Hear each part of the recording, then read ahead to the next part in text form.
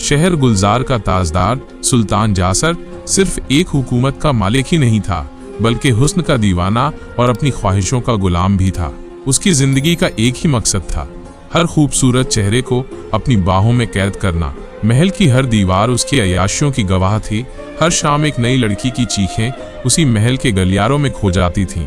जासर की आंखें स्याह थीं, गहरी, रहस्यमयी, मगर उनमें एक वहशीपन था जो हर शिकार को पहले ही डरा देता। उसकी जुल्फें जैसे काली रात और कद ऐसा कि सामने खड़ा हर शख्स खुद को बौना महसूस करे। लेकिन उसकी सबसे खतरनाक चीज थी उसकी मुस्कुराहट। जब वो मुस्कुराता तो ये तय हो जाता कि किसी मासूम की जिंदगी तबाह होने वाली है। हुस्न का हकदार सिर्फ मैं हूँ, ये जासर का तकब्बुर था। कोई भी लड़की जो उसकी नजरों में आ गई फिर महल से बाहर अपनी इज्जत के साथ वापस नहीं जा सकी। उसकी हवस ने कितनी ही लड़कियों के दामन को दागदार कर दिया था, लेकिन उसकी बादशाहत से डरे हुए लोग उसकी इस वहशत के खिलाफ आवाज तक नहीं उठा सकते थे। उस रोज जासर अपने शाही काफिले के साथ बाजार से गुजर रहा था। उसके सामने सैकड़ों लोग सिर झुकाए खड़े थे। कोई भी उसकी आंखों से आंखें मिलाने की जरूरत नहीं कर सकता था, मगर तभी उसकी निगाह एक ऐसी चीज पर पड़ी जो उसने पहले कभी नहीं देखी थी। सादगी और हुस्न का ऐसा संगम जो उसकी वहशत को और भी भड़का दे। एक तंग गली में मिट्टी के घड़े बनाते हुए एक लड़की बैठी थी। उसकी बड़ी बड़ी आंखें जैसे चांदनी रात का समंदर हों, होंठ गुलाबी और मासूमियत से भरे हुए, और चेहरा जैसे किसी शायर की सबसे हसीन गजल। उसकी जुल्फें हवा से खेल रही थीं और उसका बदन चुपचाप अपनी मेहनत में मशगूल था। वह अनजान थी कि एक वहशी शिकारी उसकी तरफ बढ़ रहा है। जासर ने अपनी लगाम खींची, उसकी आंखें चमक उठी। वजीर, ये लड़की कौन है? उसकी आवाज में एक अजीब सिहरन थी। वजीर ने झुककर कहा, हुजूर, ये शहर के कुम्हार फरीद की बेटी दुआ है। दुआ। जासर के लबों से नाम फिसल पड़ा, जैसे वो इस नाम का मालिक बन चुका हो। उसका दिल तेजी से धड़कने लगा। ये लड़की बाकी लड़कियों से अलग थी। उसकी खूबसूरती में एक अजीब सी पाकीज़गी थी, एक ऐसी पाकीज़गी जिसे जासर कभी सहन नहीं कर सकता था। उसके लिए हर हुस्न सिर्फ एक खेल था, एक ख्वाहिश जिसे वो जितनी जल्दी हो सके हासिल कर लेना चाहता था। उसने एक गहरी सांस ली और मुस्कुराया। मैं इसे चाहता हूँ, आज ही, अभी। वजीर ने कुछ कहने के लिए होंठ खोले, मगर जासर की आंखों में जो वहशत थी उसने उसे खामोश रहने पर मजबूर कर दिया। दुआ मेरी होगी, चाहे जैसे भी, जासर ने खुद से कहा। शाही काफिला महल वापस आ गया था। उस रात जासर अपने शाही महल के झरोखे से शहर की गलियों को निहार रहा था। उसकी आंखों में वही मासूम चेहरा तैर रहा था, दुआ। वो कोई आम लड़की नहीं थी, उसमें वो पाकीज़गी थी जो नजरें झुका दे, और वो हुस्न था जो दिलों में आग लगा दे। लेकिन जासर के लिए ये पाकीज़गी और मासूमियत सिर्फ एक और शिकारी खेल था। वो चाहता था कि जब वो दुआ को अपने हरम में बुलाए तो वो सिर झुकाकर उसकी गुलामी कबूल कर ले, मगर एक कुम्हार की बेटी को आसानी से महल लाना मुमकिन नहीं था। जासर जानता था कि अगर उसने उसे सीधे बुलवाया तो शहर में बगावत की हल्की आहट भी पैदा हो सकती थी। आखिरकार हर कोई जानता था कि जासर जिस पर नजर डालता उसकी इज्जत मिट्टी में मिल जाती। सुबह होते ही वजीर आजम को तलब किया गया। मुझे इस शहर का सबसे हुनरमंद कुम्हार चाहिए, जासर ने कहा। वजीर ने सर झुकाकर कहा, हुजूर, फरीद कुम्हार ही सबसे बेहतरीन बर्तन बनाता है। जासर के चेहरे पर एक कुटिल मुस्कान आ गई।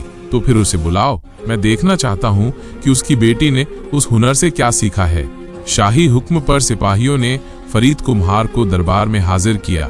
वह एक साधारण मेहनतकश आदमी था जिसकी दुनिया उसकी बेटी तक सीमित थी। जासर ने उसे गौर से देखा और मुस्कुराया। तुम्हारे बनाए घड़े मशहूर हैं। मैं चाहता हूँ कि तुम मेरे महल के लिए कुछ खास बर्तन बनाओ, लेकिन यह काम इतना बड़ा है कि तुम्हें अपने परिवार समेत महल में ही रहना होगा। फरीद की आंखों में संदेह था। उसने झुककर अर्ज किया, हुजूर, मेरी दुकान ही मेरा सब कुछ है, मैं वहां से दूर नहीं रह सकता। जासर ने गहरी सांस ली और अपनी तजुर्बेकार आवाज में कहा, यह सिर्फ एक हुक्म नहीं, इनाम है। अगर तुमने इनकार किया तो ये बेशक तुम्हारी मर्जी होगी, लेकिन फिर शायद तुम्हारी दुकान भी सलामत न रहे। फरीद के चेहरे पर हवाइयां उड़ने लगी। उसे समझ आ गया कि ये कोई आम पेशकश नहीं थी, बल्कि एक धमकी थी, एक फंदा। फरमाइश नहीं, बल्कि बादशाह की जिद थी। वह करता भी क्या, उसकी बेटी का पेट भी उसी दुकान से पलता था। जो हुक्म जहां पना, उसने कांपती आवाज में कहा।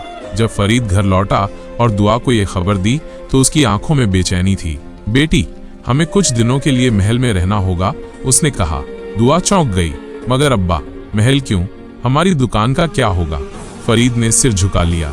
उसे नहीं पता था कि ये महल उनकी जिंदगी का सबसे खतरनाक मोड़ बनने वाला था। दुआ बेखबर थी कि जिस शाही महल में उसे ले जाया जा रहा था वहां उसका सबसे बड़ा इम्तिहान इंतजार कर रहा था, और दूसरी तरफ जासर अपनी शिकारगाह में अपने नए शिकार के आने की घड़ियां गिन रहा था। दुआ के कदम भारी थे, उसके दिल में अजीब सा डर था, मगर वो अपने अब्बा का फैसला बदल नहीं सकती थी। आखिर वो जानती थी कि इस शहर में बादशाह जासर का हुक्म ही सब कुछ था। शाही महल के ऊंचे दरवाजों से अंदर दाखिल होते ही उसे एक अलग ही दुनिया नजर आई। संगमरमर के चमकते फर्श, दीवारों पर सोने की नक्काशी और हवा में बसती एक अजीब सी खुशबू, ये सब दुआ के लिए नया था। मगर इस चकाचौंध के बीच उसे महसूस हुआ जैसे ये कोई कैदखाना हो जहां से बाहर जाना मुमकिन नहीं। फरीद को एक अलग कारीगरों के हिस्से में भेज दिया गया और दुआ को महल की खिदमतगार औरतों के सुपुर्द कर दिया गया। उस रात जासर अपने महल की बालकनी से नीचे देख रहा था। वहां चंद औरतें हंस बोल रही थीं, मगर उसकी निगाहें सिर्फ एक पर टिकी थीं, दुआ। वह एक पेड़ के नीचे बैठी थी और उसके चेहरे पर चांदनी पड़ रही थी। उसकी सादगी में ऐसी जादूगरी थी कि जासर का दिल बेकाबू हो गया। वो मेरी होनी चाहिए, उसने खुद से कहा। उसने अपने सबसे करीबी खादिम को बुलाया। इस लड़की को महल के अंदरूनी हिस्सों में ले आओ, मगर होशियारी से, ताकि उसे शक न हो कि ये महज एक चाल है। खादिम समझ गया। उसने एक चाल सोची, दुआ को यकीन दिलाने के लिए कि उसे खुद महारानी के लिए काम करने के वास्ते बुलाया जा रहा है। अगली सुबह एक शाही कनीज दुआ के पास आई और बोली, बेगम साहिबा ने तुम्हें अपने खास कमरे में बुलाया है। वो चाहती हैं कि तुम उनके लिए कुछ मिट्टी के बर्तन बनाओ। दुआ को थोड़ी हैरत हुई, मगर उसने इनकार नहीं किया। वो बेगम की खिदमत को इज्जत समझकर उनके पास जाने लगी। उसे नहीं पता था कि जिस कमरे की तरफ वो जा रही थी वहां बेगम नहीं बल्कि खुद जासर उसका इंतजार कर रहा था। जासर ने अपने लिए न जाने कितनी हसीनाओं को महल में बुलाया था, मगर दुआ उसके लिए अलग थी, एक ऐसी मासूमियत जिसे वो अपनी हवस से मिटा देना चाहता था। जैसे ही दुआ उस कमरे के करीब पहुंची, उसके दिल की धड़कन तेज होने लगी। उसे लगा जैसे कुछ गलत होने वाला है। दरवाजा खुला और जैसे ही दुआ कमरे में दाखिल हुई, दरवाजा उसके पीछे से धीरे धीरे बंद हो गया। उसने अंदर कदम रखा तो कमरे की रौनक देखकर उसकी आंखें कुछ पल के लिए चौंधिया गईं। रेशमी पर्दे, चंदन की महक और सोने से जड़े हुए फर्श। ये कोई आम कमरा नहीं था, मगर यहाँ बेगम नहीं थी। कमरे के बीचों बीच एक शाही मसनद पर बैठा था जासर। उसकी आंखों में एक अजीब सा जुनून था। खुशामदीद दुआ, जासर ने गहरी मुस्कान के साथ कहा। दुआ ठिठक गई। उसके जिस्म में एक अजीब सी ठंडक दौड़ गई। उसकी मासूम आंखें इधर उधर बेगम को तलाशने लगीं। बेगम साहिबा, उसने घबराई हुई आवाज में पूछा। जासर हंसा। उसकी हंसी में एक शिकारी की चाल थी जो अपने शिकार को जाल में फंसा चुका था। यहाँ कोई बेगम नहीं, सिर्फ मैं हूँ, और अब से तुम भी, उसने कहा और अपनी जगह से उठकर उसकी तरफ बढ़ा। दुआ का दिल जोर जोर से धड़कने लगा। उसके अंदर किसी अनजाने खतरे का एहसास हुआ। उसने एक कदम पीछे किया, मगर जासर पहले ही उसके करीब आ चुका था। तुम जानती हो दुआ, जासर ने उसके चेहरे को गौर से देखते हुए कहा, मैं जब भी किसी चीज को चाहता हूँ तो उसे हासिल करके ही रहता हूँ, और तुम्हें देखकर मुझे पहली बार ऐसा महसूस हुआ है कि मैं किसी पाकीज़ चीज को छूने जा रहा हूँ। दुआ का पूरा जिस्म कांप उठा। उसने हिम्मत जुटाकर कहा, मगर हुजूर, मैं तो सिर्फ बर्तन बनाने आई थी, मुझे वापस जाने दीजिए। जासर ने एक ठंडी सांस ली, फिर धीरे से मुस्कुराया। नहीं मेरी प्यारी दुआ, अब तुम वापस नहीं जाओगी। उसके लहजे में एक ऐसा हुक्म था जो किसी भी कमजोर दिल वाले को थरथरा देता। दुआ के दिल में अब खौफ साफ दिखने लगा था।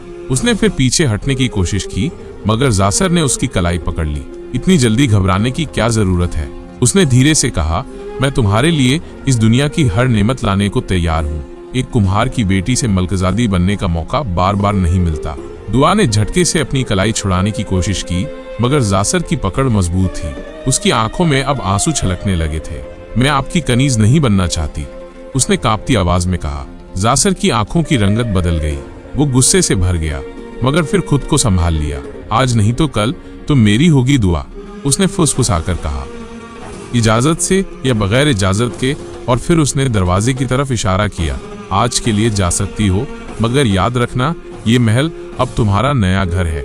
दुआ कांपते हुए पीछे हटी और दरवाजा खोलकर बाहर निकल गई, मगर उसे मालूम था कि ये बस एक शुरुआत थी।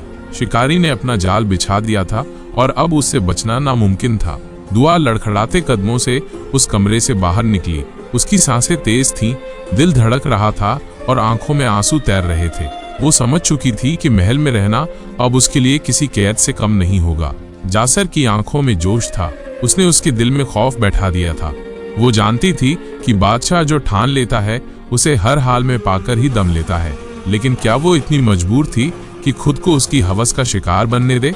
वो महल के अंदरूनी हिस्से में लौट आई, जहां अब्बा पहले से ही उसके इंतजार में थे। जैसे ही उसने फरीद को देखा, उसके सब्र का बांध टूट गया। वो दौड़कर उनके सीने से लग गई और सिसक पड़ी। क्या हुआ बेटी? फरीद ने उसकी पीठ थपथपाते हुए पूछा। दुआ ने अपने आंसू पोंछे और हिम्मत जुटाकर बोली, अब्बा, हमें यहाँ से जाना होगा फौरन। फरीद ने उसकी आंखों में झांका। वहां जो डर उसने देखा, उसने उसके दिल को दहला दिया। बादशाह ने कुछ कहा? दुआ ने सिर झुका लिया। फरीद ने उसकी खामोशी को समझ लिया। उसकी रूह कांप उठी। वो जानता था कि जासर कौन है। उसने बहुत सी लड़कियों को इस महल में आते और फिर बर्बाद होते देखा था, मगर क्या वो अपनी बेटी को भी उसी अंजाम तक पहुंचते देख सकता था? रात के अंधेरे में जब महल खामोश था, फरीद ने दुआ का हाथ थामा। हम चुपचाप यहाँ से निकल चलेंगे, उसने कहा, कोई नहीं देखेगा। दुआ ने उम्मीद भरी आंखों से अपने अब्बा को देखा।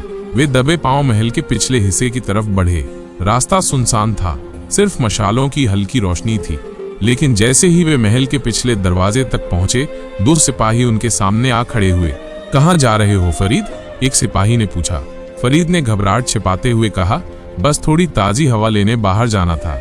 सिपाही हंसा। महल के मेहमान हवा लेने नहीं, सिर्फ रहने आते हैं। हुक्म है कि कोई भी बिना इजाजत बाहर नहीं जाएगा। दुआ और फरीद के चेहरे का रंग उड़ गया। उधर जासर अपनी बालकनी से ये सब देख रहा था। उसके चेहरे पर शिकारी वाली मुस्कान थी। सोचा था इतनी आसानी से भाग जाओगे, उसने खुद से कहा।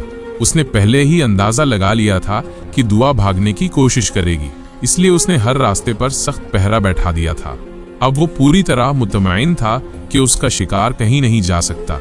अब देखता हूँ कब तक मुझसे बचती हो मेरी दुआ। महल के अंधेरे में दुआ की तड़प जारी थी, मगर वो नहीं जानती थी कि अभी ये तो सिर्फ आगाज था। महल की ऊंची दीवारें अब दुआ को एक कैद खाने की तरह महसूस हो रही थीं। भागने की कोशिश नाकाम हो चुकी थी और अब वो समझ गई थी कि जासर ने उसे यहाँ से बाहर निकलने का कोई रास्ता नहीं छोड़ा। रात की तन्हाई में वो अपने कमरे की खिड़की से बाहर देख रही थी। चांदनी महल की दीवारों पर पड़ रही थी, मगर उसे इस रोशनी में भी अंधेरा महसूस हो रहा था। उधर जासर अपने शाही मसनद पर बैठा शराब की प्याली घुमा रहा था। उसके चेहरे पर वही शिकारी वाली मुस्कान थी। बागी हिरण जब शिकारी के जाल में फंस जाए तो उसके पास बस दो ही रास्ते होते हैं, या तो वो हार मानकर खुद को सौंप दे या फिर तड़प तड़प कर दम तोड़ दे, जासर ने खुद से कहा। मगर वो जानता था कि दुआ इतनी आसानी से नहीं टूटेगी।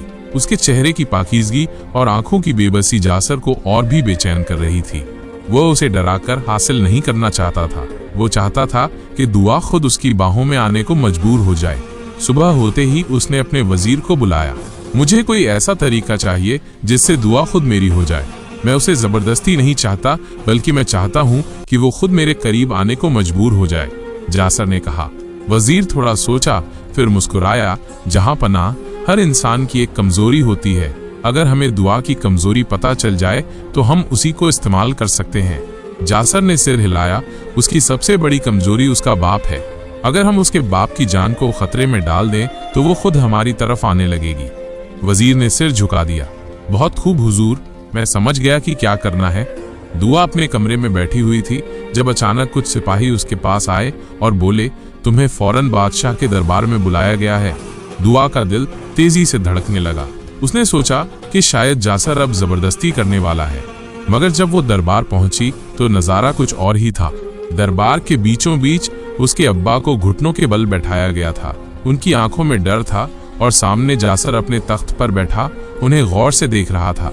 तुम्हारे अब्बा पर इल्जाम है कि उन्होंने बादशाह के हुक्म के खिलाफ जाकर महल से भागने की कोशिश की, जासर ने कड़क आवाज में कहा। दुआ की आंखें चौड़ी हो गईं। नहीं, ये झूठ है, उसने चीख कर कहा। जासर मुस्कुराया। अगर ये झूठ है भी तो क्या फर्क पड़ता है? कानून कानून होता है और कानून के मुताबिक बागियों की सिर्फ एक ही सजा होती है, सर कलम। दुआ की रूह कांप गई। नहीं, मैं अपने अब्बा को मरते हुए नहीं देख सकती। जासर उठा और उसके करीब आया तो फिर ये तुम्हारे हाथ में है दुआ, उसने धीरे से कहा। अगर तुम चाहो तो मैं उन्हें माफ कर सकता हूँ, मगर इसके लिए तुम्हें मेरी एक शर्त माननी होगी। दुआ कांपती आवाज में बोली, क्या शर्त? जासर ने उसकी आंखों में झांका और धीरे से कहा, तुम मेरी हो जाओ। कमरे में सन्नाटा छा गया। दुआ को महसूस हुआ जैसे उसके पैरों तले जमीन खिसक गई हो।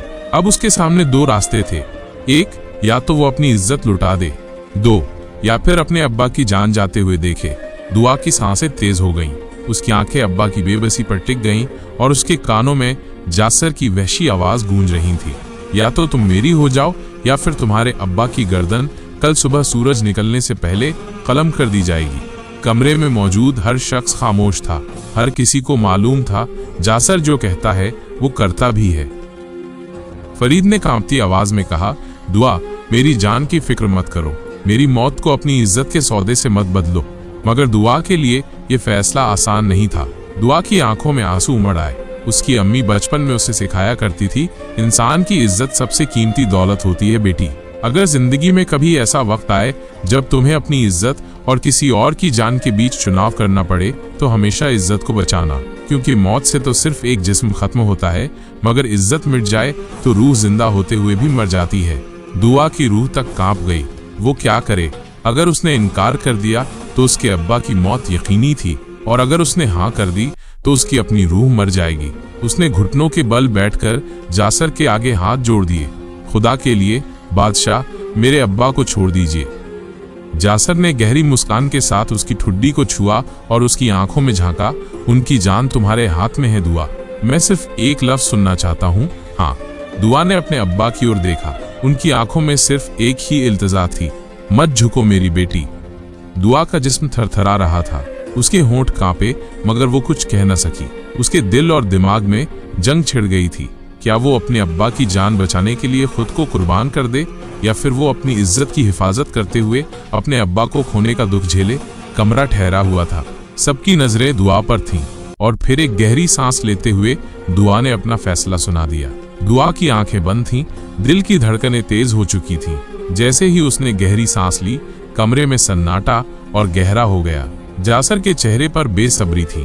उसकी आंखों में वहशत और ठहराव का अजीब सा मेल था। आखिरकार दुआ की हल्की कांपती हुई आवाज गूंजी, मैं इनकार करती हूँ।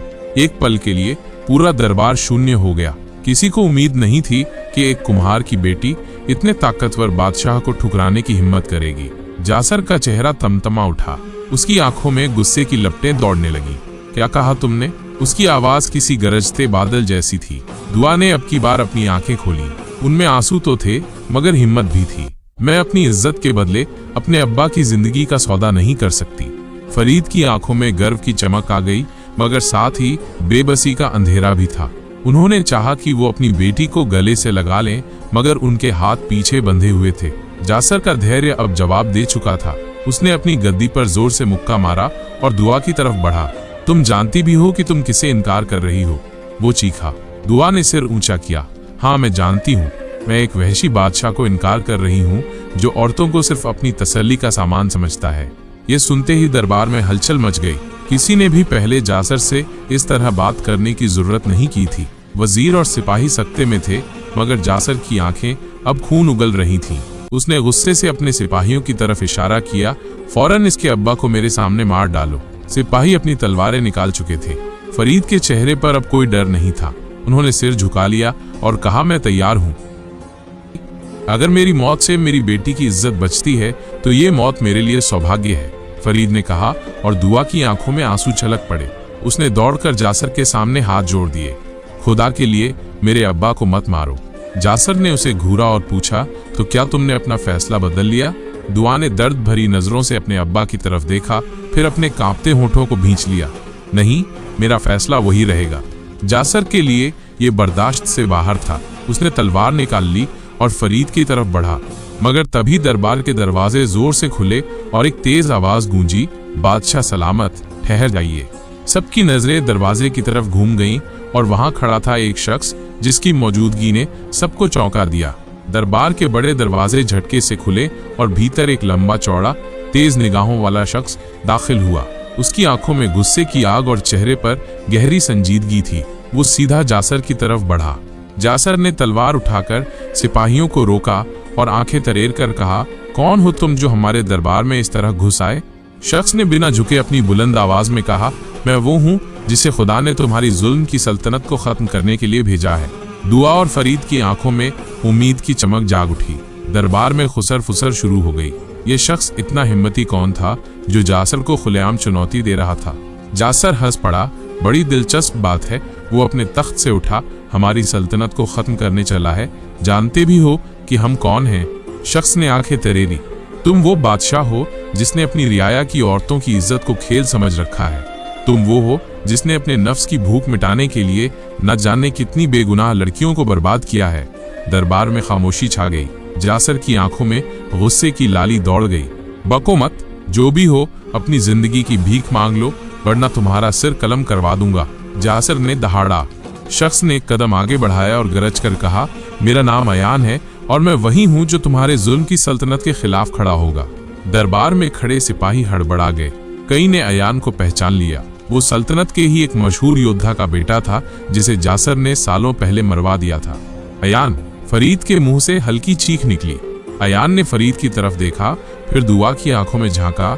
डरो मत, मैं तुम्हें इस दरिंदे के चंगुल से बचाने आया हूँ। दुआ की आंखों में आंसू छलक पड़े। पहली बार उसे ऐसा महसूस हुआ जैसे आसमान से कोई फरिश्ता उतर आया हो। जासर ने तलवार उठा ली। बहुत हो गया, तुम्हें भी इस लड़की की तरह तोड़ दूंगा। अयान मुस्कुराया। पहले मुझसे लड़ तो लो बादशाह। और फिर दरबार के भीतर तलवारों की झंकार गूंज उठी। अयान और जासर का द्वंद्व। दरबार में तलवारें खिंच चुकी थीं। जासर गुस्से से लाल था और अयान पूरी तैयारी के साथ खड़ा था। सिपाहियों की भीड़ दोनों के इर्द गिर्द खड़ी थी, मगर किसी में हिम्मत नहीं थी कि वे इस लड़ाई में दखल दें। आज देखेंगे कि जुल्म की ताकत बड़ी होती है या इंसाफ की, अयान ने गरज कर कहा। जासर ने बिना वक्त गवाए तलवार का वार किया, मगर अयान बिजली की फुर्ती से बच निकला। दोनों की तलवारें आपस में टकराईं और पूरी महफिल में तलवारों की झंकार गूंज उठी। दुआ और फरीद दिल थामकर ये लड़ाई देख रहे थे।